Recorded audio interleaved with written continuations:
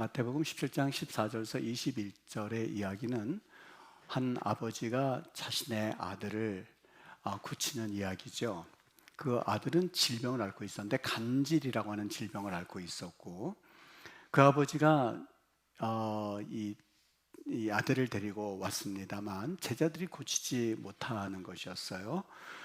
예수님께서 제자들이 믿음이 부족함을 책망하시면서 예수님께서 그 아들을 고치시는 장면이 오늘 마태복음 17장에 나와 있는 간질병 들린 자녀를 둔 아버지의 이야기입니다. 마태는 그 아버지가 자기 아들을 진단하기를 내 아들이 간질이 걸려서 불에도 넘어지고 물에도 넘어졌다, 그렇게 말합니다. 여러분 한번 생각해 보십시오. 얼마나 기가 막히겠습니까? 실제로 이 간질이라고 하는 질병은 그 질병 자체가 무섭다기보다도 간질이 시작되었을 때에 통제력을 잃어버린 채 그저 땅에 쓰러진다든지 아니면 어디에 부딪혀서 이 뇌를 다치게 될 경우에 그게 더 위험한 질병이라고 이야기들을 합니다. 그러니까 이 간질이 시작되었을 때 정신을 잃어버리고 나도 모르게 통제력을 잃어버리면 그것이 머리에 땅바닥에 잘못 부딪히면 목숨을 잃게 되는 것이죠. 그러니까 그 아버지가 물에도 넘어지고 불에도 넘어진다라는 이야기의 의미는 이 자녀로 인하여서 내가 한시도 마음을 놓을 수가 없습니다. 이 자녀가 간질이 시작되었을 때에 내가 옆에 있으면 그 아들을 붙잡아 줄 수는 있습니다만, 내가 없을 때 누군가가 이 아들을 붙잡아 줘야 할 텐데 그 누군가가 없이 그냥 혼자서 간질이 시작되면 이 아들은 죽을 수밖에 없습니다. 오늘 안전하지만 내일 안전을 보장받을 수 없는, 언제 어떻게 될지 모르는 아들을 데리고 왔던 것이죠. 여러분, 그 아버지가 그냥 아들만 끼고 사는 그런 삶이 아니라 직장 생활도 해야 되고 사회생활도 해야 되는 아버지가 그 젊은 아들이 간질이 걸려서 불과 물에 넘어지니 얼마나 기가 막히고, 또한 그 아들을 생각하면서 사는 인생이 얼마나 고단한 인생인지 우리는 짐작해 볼 수 있습니다. 이 노인과 바다라고 하는 소설이 있습니다. 아마 읽어보신 분들이 많이 있을 텐데요. 저기에는 어부 한 명이 나오는데 산티아고라고 하는 그런 어부 한 명이 등장을 해요.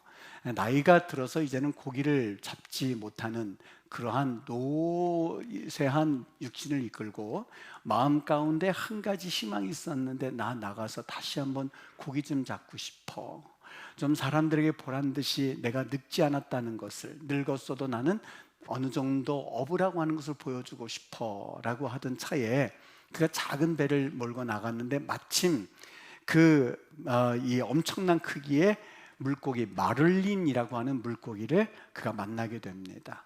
그리고 3일 밤낮으로 사투하면서 그 물고기를 잡는 모든 과정들을 그려낸 책이 바로 이 노인과 바다라고 하는 책의 내용입니다.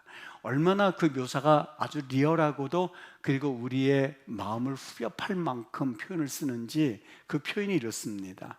그 산티아고라는 그 어부, 그의 손은 터져서 피가 나고 팔꿈치에는 상처가 나며 손톱은 부러지고 입술은 갈라졌고 허리엔 몹시 아프고 배는 구부러지고 그의 몸은 점점 쇠약해져만 갔다. 그리고 한참을 지나서 이제 좀 띄어서 읽습니다. 그는 단지 한 가지, 자신의 마지막 힘을 다해서 싸워야 한다는 생각만을 붙잡고 있었다. 만일 그 물고기 마를린을 놓치면 그는 더 이상 자신이 살아있다고 하는 그런 존재의 의미를 증명할 수 없기 때문에 손톱이 빠지고 입술은 갈라진다 하더라도 그런 물고기와 싸울 수밖에 없는 것을 이 작품에서 그려내고 있죠. 결국에는 천신만고 끝에 이 산티아고 어부가 마를린을, 물고기를 잡습니다. 그런데 이 배로 묶어서 돌아가던 중에 바다의 상어떼들을 만나서 그 상어떼들이 그가 잡은 마를린을 하나하나 뜯어먹기 시작하죠. 여러분 얼마나 기가 막히겠습니까? 천신만고 끝에 3일 동안 사투에서 물고기를 잡아서, 그래서 그 물고기를 보여주기 위해서, 그래서 자기 배에 묶어가지고 돌아오는데 이제 가기만 하면 끝인데, 마침 그때 상어떼를 만나서 자기가 잡은 물고기를 다 뜯어먹히게 되니 너무너무 기가 막히죠. 항구에 닿을 때 보니까 자기가 3일 동안 처절하게 싸워서 잡은 마를린 물고기가 다 사라진 채 뼈만 앙상하게 남는 것을 발견하게 됩니다. 여러분, 이 노인과 바다라고 하는 이 책은요, 이 해밍웨이가 인간의 그 삶의 고단함, 그리고 끊임없이 노력함에도 불구하고 그 노력이 허무로 돌아가는, 허사가 되어지는 그 광경을 통해서 인간의 어떤 극단적인 그런 고난에도 불구하고 열매가 사라지는, 그리고 무의미해지는 삶을 잘 그려냈다고 해서 이 작품은 퓰리처상을 받게 됩니다. 문학의 또 하나의 이정표라고 할 수 있는 그 상을 받게 되죠.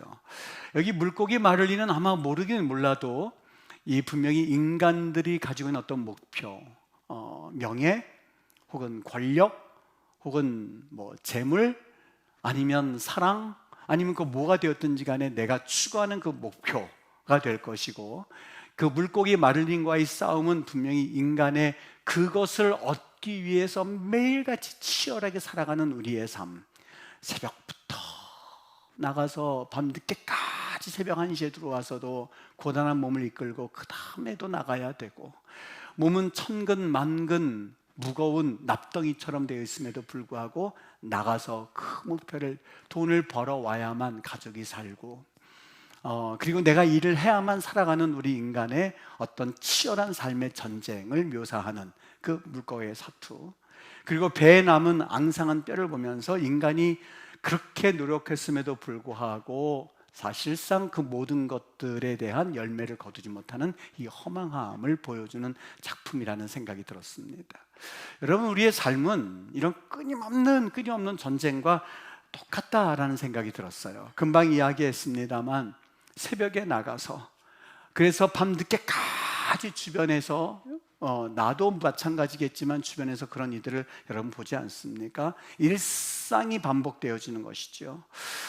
취업의 위험에 노출되어서 그것이 싫어서 어떻게든지 일자리를 구하고자 인력시장에 보면 이른 아침 추운 겨울날 나가 있는 그 일용직 근로자들, 자녀들 학비 하나 좀 벌어보겠다고, 학원비 한번 벌어보겠다고 노래방이라든지 그 어떤 것을 전전긍긍하면서 뛰어다니는 주부들, 전세금 걱정 때문에 이거를 어떻게 그 다음 올려야 되나, 집을 이사해야만 하나, 아니면 어떻게 해서든지 한 푼이라도 벌어보기 위해서 애쓰는 우리의 모습들, 부부간의 갈등으로 인해서 오늘 내일 이 가정이 과연 지속될 수 있을까 하는 이혼 위기 가운데에, 혹은 가족의 사망 등으로 인해서 불안과 우울증으로 가득 차 있어서 만성적인 질병과 통증에도 자유하지 못하는 나, 아무리 이래도 은행 잔고는 재료인 것을 보면서 여러분, 이것이 어떻게 보면 삶이 아니라 전쟁이라고 표현해도 사실 무방하지 않겠습니까? 오늘 이 자리에 앉아 있습니다만 우리가 그 생활이 그냥 익숙해져서 그렇지, 따지고 보면 죽지 못해서 내가 삽니다 하는 이야기를 하는 그런 인생들이 우리 주변에는 분명히 있을 것입니다. 오늘 마태에서는요, 그 아버지가 이 자녀의 병을 묘사하기 위해서 간질 이렇게 표현하고 있습니다만, 이 마태복음과는 달리 다른 복음서 마가복음과 누가복음에서는 이 간질병 걸려서 물에도 넘어지고 불에도 넘어지는 이 아이를 향해서 정확한 나름대로의 시각을 표현해주고 있는데, 그것은 그 아이가 귀신에게 시달리고 있다라고 이야기를 하고 있습니다. 마가복음 9장 18절 말씀, 귀신이 어디서든지 그를 잡으면 거꾸러져 거품을 흘리며 이를 갈며 그가 파리해지는지라. 누가복음 9장 39절 말씀, 귀신이 그를 잡아 갑자기 부르짖게 하고 경련을 일으켜 거품을 흘리게 하며 몹시 상하게 하고야 겨우 떠나가더이다.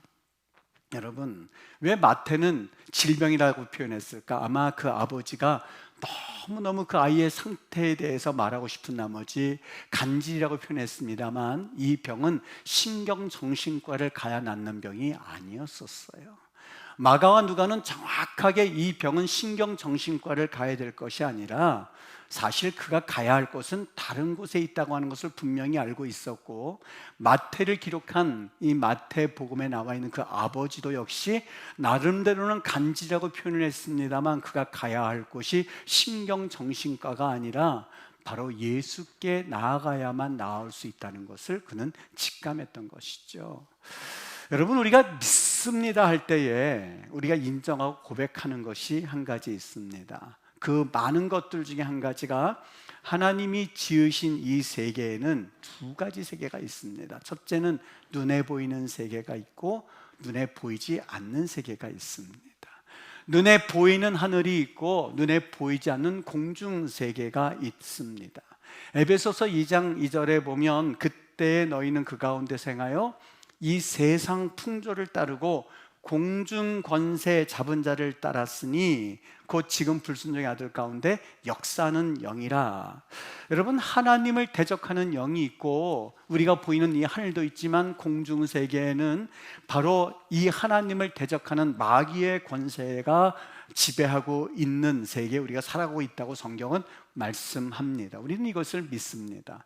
아담과 하와가 죄로 인해서 마귀의 종이 되자 마귀가 공중의 권세를 잡고 사람들의 배후에서 눈에 보이지 않는 그 세계에서 일함으로써 수많은 비극을 만들어내고 있습니다.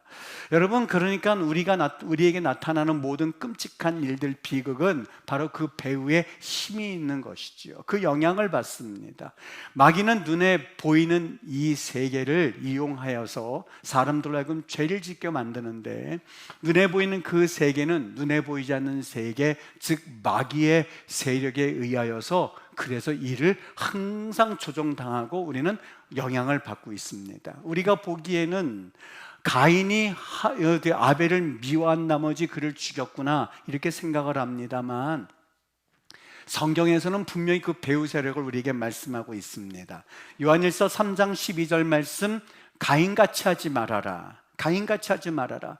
가인같이 살인하지 말아라. 그는 악한 자, 공중권세 잡은 자에게 속하여서 거기에 지배를 받음으로써 아우를 죽였으니 어떤 이유로 죽였느냐라고 말씀을 하고 있죠.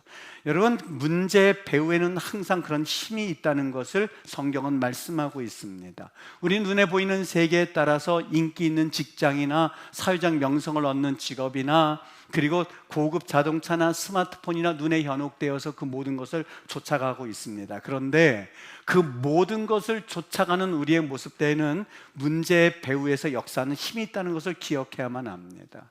내 자녀가 스트레스를 받아서 그런 행동을 하고 있다고요? 뭔가 이상하다고요? 내 남편이 여성 편력이 심해서 그래서 바람을 피고 있다고 생각하십니까? 그리고 내 아내가 뭔가 미련하기 때문에 그런 일을 행하고 있다고 생각을 합니까? 바쁘기 때문에 그런 일을 하고 있다고 생각을 합니까? 그래서 우리는 당사자에게 분노합니다. 자녀를 두들겨 팹니다. 화를 냅니다. 내 힘으로 그 자녀를 고칠 수 있다고 생각을 하고, 버릇을 고치면 그 자녀는 바뀔 수 있다고 생각을 하고, 남편을 들들들 볶으면 그 남편은 가정에 충실할 수 있다고 생각을 하고, 심지어는 가인이 아벨을 행했던 것처럼 살인도 서슴지 않고 행하고 있습니다. 여러분, 정말 그렇다고 생각을 합니까? 어느 자매가 있었어요. 실업자였습니다. 알코올 중독자이기도 했고 우울증을 심히 앓는 자매였습니다. 집 밖에 나가지를 않는 거예요. 그 집은 매우 부유한 집이었었어요. 먹을 것만 보면 폭식을 해서 몸무게가 90kg가 넘는 거구였습니다. 방이 여러 방이 있는데 그 방에는, 그 자매가 살고 있는 방에는 쓰레기로 가득 찼습니다. 방문을 열면 쓰레기가 쏟아져 나와서 이 거실에도 같이 쓰레기가 빠져나옵니다. 모든 가족이 방에 들어가면 그때 잠시 나와서는 먹을 것을 가지고 쓰레기와 함께 다시 들어가서 문을 잠궈버립니다. 가족과 대화를 하지를 않습니다. 정신과 의사를 찾아가서 진료도 보았고, 어머니가 의붓 엄마인데 의붓 엄마가 가서 달래도 보았습니다. 참다 못해서 그 아버지가 문을 부수고 들어가서 심한 매질, 딸에게 대해서 심한 매질을 해보았습니다. 않았습니다만 고쳐지지가 않는 것이었었어요. 오히려 맞으면 맞을수록 그 증상은 더욱 심해져만 갔습니다. 여러분, 분노하고 매질한다고 해서 눈에 보이는 그 증상이 고쳐질 수만 있다면 얼마나 좋겠습니까? 많은 사람들은 시기하고 미워하고 하는 그 눈에 보이는 세계를 바라보면서 그 현상만 집중하고 있습니다. 그런데 성경에서 우리 분명히 믿습니다 할 때 그 믿음은 어떤 것이 담겨져 있을까요? 여러분, 마음의 근원은 마귀입니다. 육신이 병들어서 고생하는 것, 물론 모든 질병이라고 말하고 싶지는 않습니다만 마귀가 뒤에서 우리를 어떻게 해서든지 간에 넘어뜨리기 위해서 조정할 때가 얼마나 많은지 모릅니다. 여기 간질 걸려서 불에도 넘어지고 물에도 넘어지는 그 자녀에게 대하여서 성경은 분명하게 귀신이 들렸다라고 성경은 우리에게 말씀해주고 있습니다. 예수님께서 어느 지방의 광인을 만났습니다. 미친 사람이란 뜻입니다. 광인. 사람들이 그를 붙잡으려고 했는데 얼마나 힘이 센지 쇠사슬을 끊을 정도이니 그의 힘은 짐작하고 남음이 있습니다. 할 수 없이 사람들이 광인을 묶어두었습니다. 그게 유일한 해결 방법이었기 때문에요. 너무 강력하고 제어할 수 없을 정도로 힘이 넘쳤습니다. 문제를 그렇게 함으로써 해결했다고 생각을 했습니다. 예수님이 찾아가셔서는 그 광인을 만났습니다. 내 이름이 무엇이냐? 제 이름은 군대입니다. 수많은 영혼들이, 수많은 악한 영들이 자리 잡고 있었기 때문에 그렇습니다. 예수님께서 그 광인을 향해서 너 정신 똑바로 차리고 살아 하면서 뺨을 때린 적이 없습니다. 너 정신 차려 하면서 머리를 톡 건들지도 않으셨습니다. 예수님께서는 보이는 세계에서 쇠사슬을 끊는 그 광인, 보이는 세계에서 괴로워하는 그 군대, 그리고 사람들이 쇠사슬을 칭칭 묶어놓은 그 사람에게 대해서 더 쇠사슬을 묶어 들어가 말한 것이 아니라 나사렛 예수 그리스도의 이름으로 귀신을 내어 쫓아서 모두 돼지떼에게로 달려 들어가게 하였습니다. 그랬더니 그 증상이 정말 거짓말처럼 나왔고 그가 정신이 온전해서 예수님께 무릎을 꿇게 되었습니다.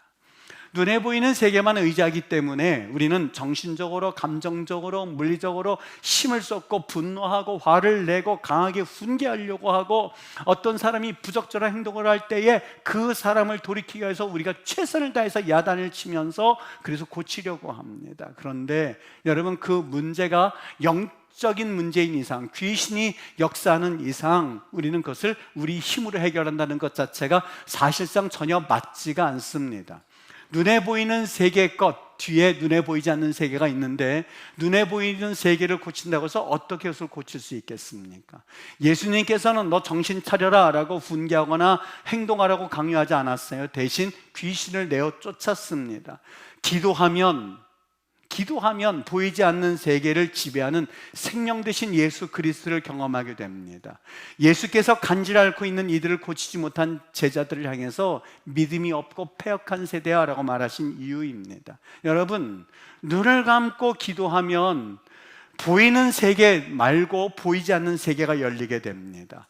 기도하면 그 보이지 않는 세계에서 일하고 있는 하나님의 역사와 마귀의 전쟁을 보게 됩니다.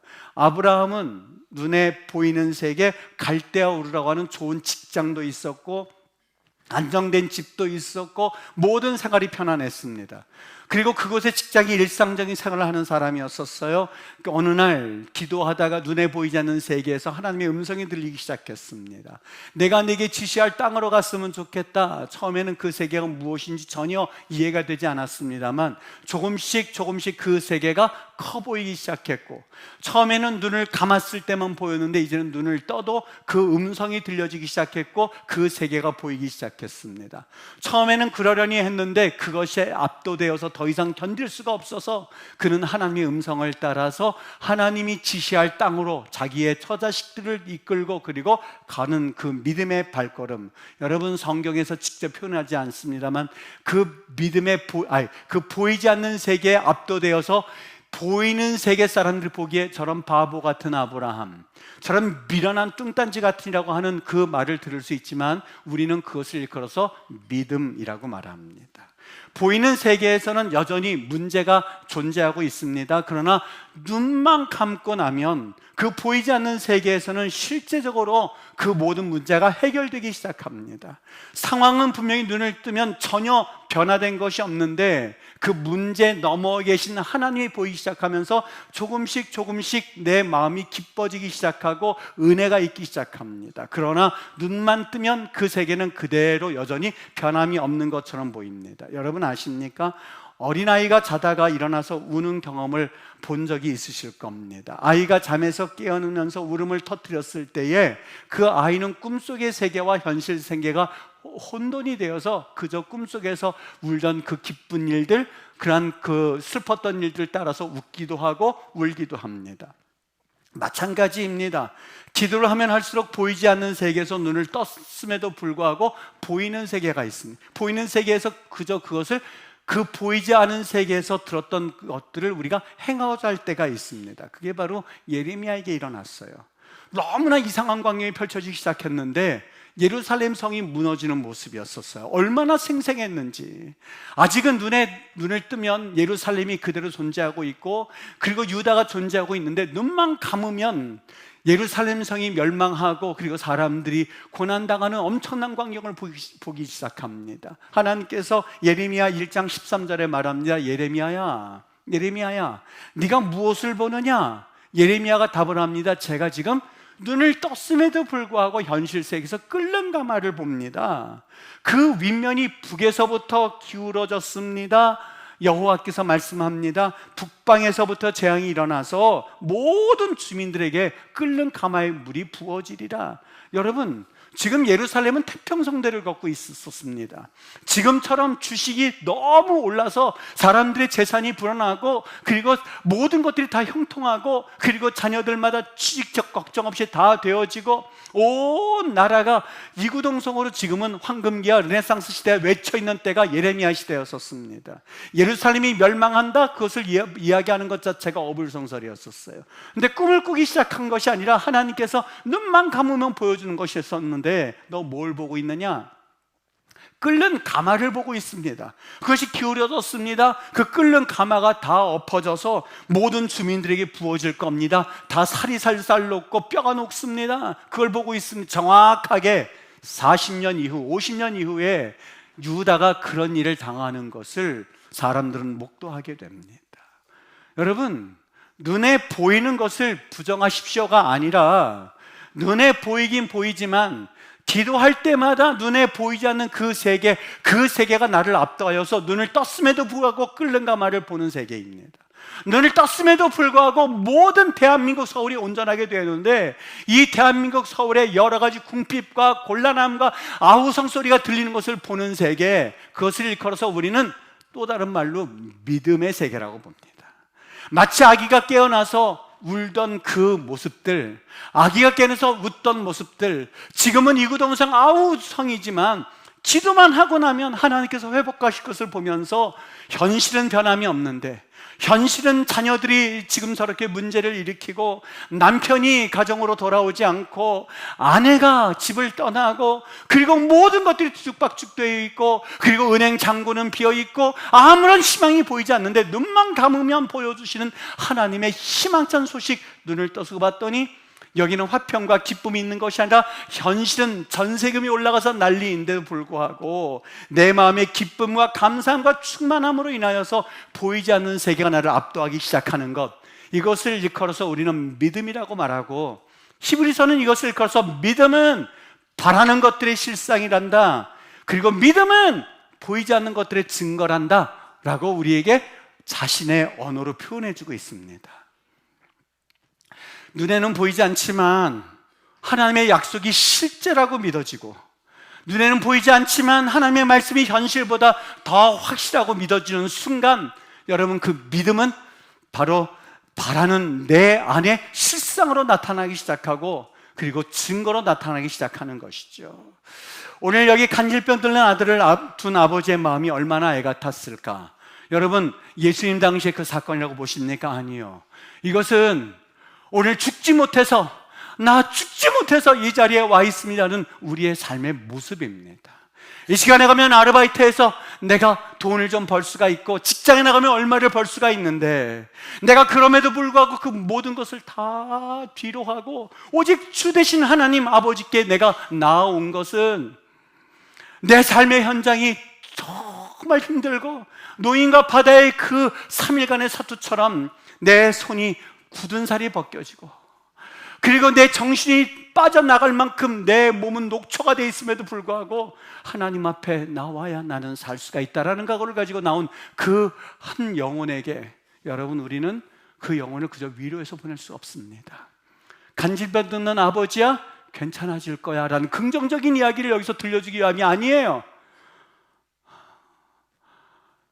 간질병 들린 그 아들을 향하여서 외마디 음성을 들어가면서 이 아들이 불에도 넘어지고 물에도 넘어지고 내 재정이 바닥나고 자녀의 교육비를 대야 하는데 내 직장은 지금 형편이 없고 내 사업은 무너져가고 있고 그리고 전셋값은 올라가고 있고 내 삶이 이렇게 무너져 있는 그런 현실 가운데에 괜찮아질 겁니다, 위로해 주기 위한 것이 아니에요.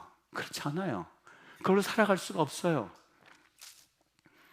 그 아버지가 필요한 것은 친절한 말도 아니요, 위로의 말도 아니요. 그 아버지의 필요한 것은 오직 한 가지, 내 귀신 들린 이 아들을 생명 되신 예수 그리스도가 귀신을 쫓아내고 이 아들을 온전케 되어지는 것. 욕을 해줘도 괜찮습니다. 나이를 책망하셔도 괜찮습니다. 친절한 말이 아닌 불친절 말이어도 괜찮습니다. 이 아들, 내가 예수의 이름으로 너 귀신아 물러갈지어다, 그 한마디만 하시옵소서 라고 온 것이 그 아버지의 심정이었었어요. 교회라고 하는 것이 뭔지 아십니까? 교회라고 하는 곳은, 여러분, 예배 훈련하는 곳이 아니에요. 종교 노름하기 위한 곳이 아니에요. 종교 소꿉장난하기 위한 것이 아니에요. 목회자가 목숨을 다해서 기도하겠습니다 라고 하면서 무릎 꿇는 것이 교회이고, 성도들이 내가 비록 재정적인 손해를 입고 내가 비록 내 할 일에 여러 가지 못한다 한다 할지라도, 하나님, 내 자녀를, 불에도 넘어지는 자녀, 물에도 넘어지는 자녀, 가정으로 돌아오지 않는 그 남편, 가정으로 돌아오지 않는 아내, 내 모든 문제거리, 이 문제에 대해서 목사님 성경 말씀으로 선포하시옵소서. 성경 말씀으로 말씀하십시오. 귀신아 물러갈지어다, 내 아들이 다시는 넘어지지 않을지어다, 그리고 하나님의 역사가 그 가정에 임할지어다라고는 간절한 소망 섞인 그 외침, 그게 교회예요. 그게 믿음의 공동체예요. 불에도 뛰어들지만 물에도 뛰어들지만 이 아들을 교회에 데리고 오면 그 아들은 다시는 뛰어들지 않는, 그래서 진정 세상에서는 성공했다고 하나 허무함밖에 없는 그 마늘이라고 하는 뼈만 남은 고기를 가지고 사는 인생 가운데서 진정 어떻게 해서든지 간에 우리 예수 그리스도께서 우리에게 응답하시는 그 놀라운 마귀를 대적하는 장소. 여러분, 여기에서 우리가 어떻게 기도하지 않을 수 있겠습니까?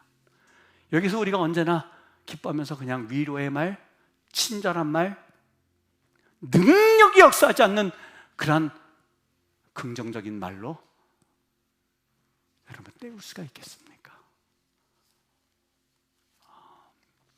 오늘 이 말씀의 선포는 우리 하나님이 죽을 수밖에 없는 그런 환경 가운데서 이 자리에 나와서 그 말로 비록 표현은 못하지만, 나 정말 죽을 것 같아 이 표현은 못하지만, 오늘 성령께서 이 말씀을 통해서 우리의 영혼을 파고들고 우리의 피부를 파고들어서 마치 수술대에 놓여있는 그 수술 한번 받아보겠다는 그 심정으로 나온 그 영혼들에게 하나님의 말씀이 들어가 그를 살리고 그 가정을 살리고 그 영혼 가운데 다시 한번 하나님의 음성을 듣게 해서 다시 원상태로 회복하여서 세상에 나아가 똑같이 보이지 않는 세계를 의지하며 살라고 하는 주님의 음성을 듣는 이 시간이 예배이고, 그 바람으로 의악 소리 질러가면서 하나님 앞에 나오는 것이 바로 기도인 줄로 믿습니다. 여러분, 한 주간 살아갈 때에 오늘 종료주일 예수님께서 예루살렘에 입성하셨어요. 입성하신 이유는 오직 한 가지, 예수 그리스도께서 십자가를 지기 위해서 오신 이 날인데, 세상에 24시간 투자하고 사는 인생들이 지금까지 있었다면 여러분, 하나님 앞에 마음을 바꾸세요. 공중권세 잡은 자, 마귀의 세력을 내가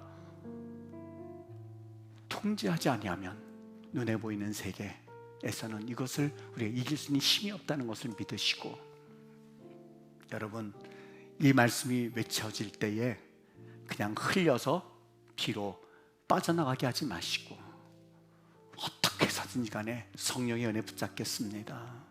하나님 말씀하시는 그 은혜를 붙잡겠습니다. 주여 우리를 살려주시고 주여 우리를 붙잡으시옵소서라고 하는 간절한 소망의 은혜를 소유하는 우리 공동체 임마누엘 교회가 되시기를, 우리 믿음의 성도들 되시기를 주 예수 그리스도 이름으로 축원합니다. 잠깐 기도했으면 좋겠어요.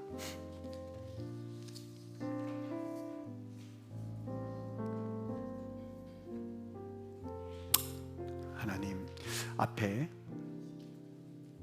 어떻게 해서든지 하나님, 여기 간질이라고 표현되어 있는 그 질병들, 내 안에 있는 간질병, 간질이라고 표현된 그 병들, 못된 버릇들, 분노하는 버릇들,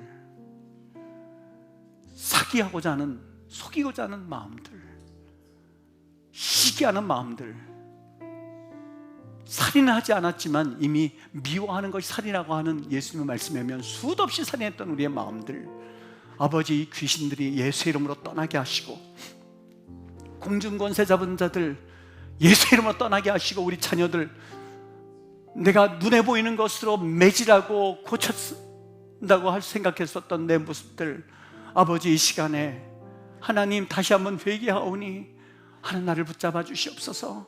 나의 믿음 없음을 용서하시옵소서. 여러분, 우리 한번 같이 간절히 기도했으면 합니다. 우리 하나님이 오늘 시간 성령께서 우리를 다시 한번 붙잡아 주셔서 우리 하나님의 거룩한 은혜로 역사하실 줄로 믿습니다. 기도하겠습니다.